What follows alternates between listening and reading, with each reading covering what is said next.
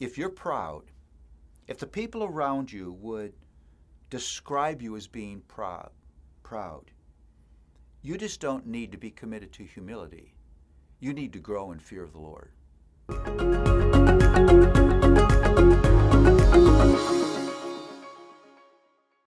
Well, one of the dominant underlying themes of Proverbs is humility. I would say it this way: it's a core, underlying, transcendent theme of Proverbs.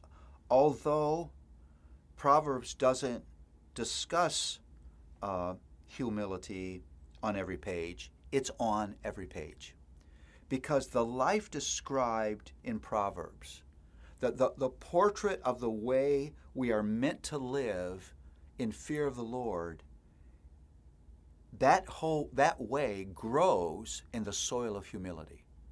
Humility is the soil in which this rich, beautiful life of wisdom grows.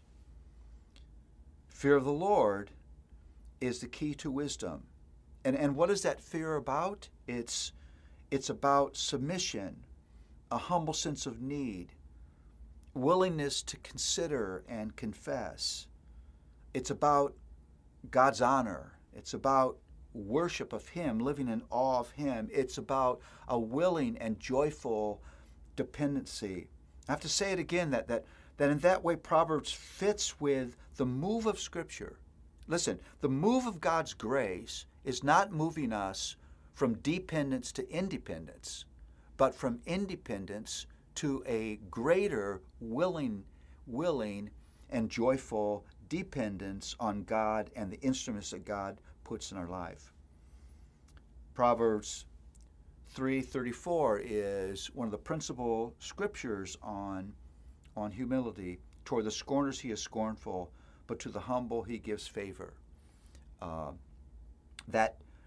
That theme, that passage is repeated in James and in Peter as they think of the importance of humility. Proverbs 22:4 connects humility with the fear of the Lord. And by that we begin to understand that fear of the Lord crushes pride. If you're proud, if the people around you would describe you as being proud, you just don't need to be committed to humility. You need to grow in fear of the Lord. Because fear of the Lord and pride don't live in the same soil. They just don't. Why does God hate pride? Well, I've just told you. Because a proud man is a man who lacks fear of Him.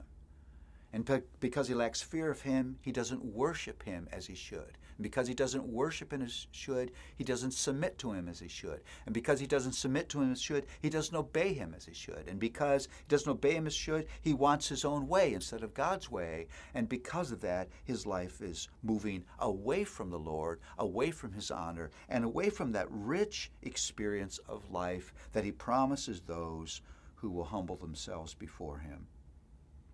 In that way, every proverb is an invitation to a humble life.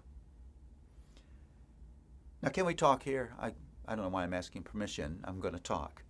That's not natural for us. It's not natural for you to be humble.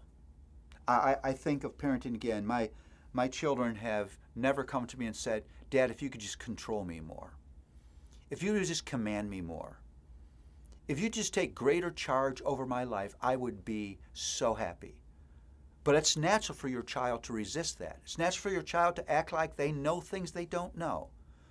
Child trying to learn to tie a shoe. You'll reach down to help him, he slaps your hand away. He could try to make a bow for the next century, and he'd never make a bow because he doesn't know how. But there's an instinct inside of him that says, I don't want to be a person who needs help. And so we're confronted with this life that God says, this is the good life, this is the rich life. It's lived in humble recognition of my position, my authority, and your desperate need of me. And so once again, As I've said over and over again, you cannot read the Proverbs without running to the cross. Because the Proverbs tells me again and again the thing I most need to be rescued from is me, and there's grace for that rescue.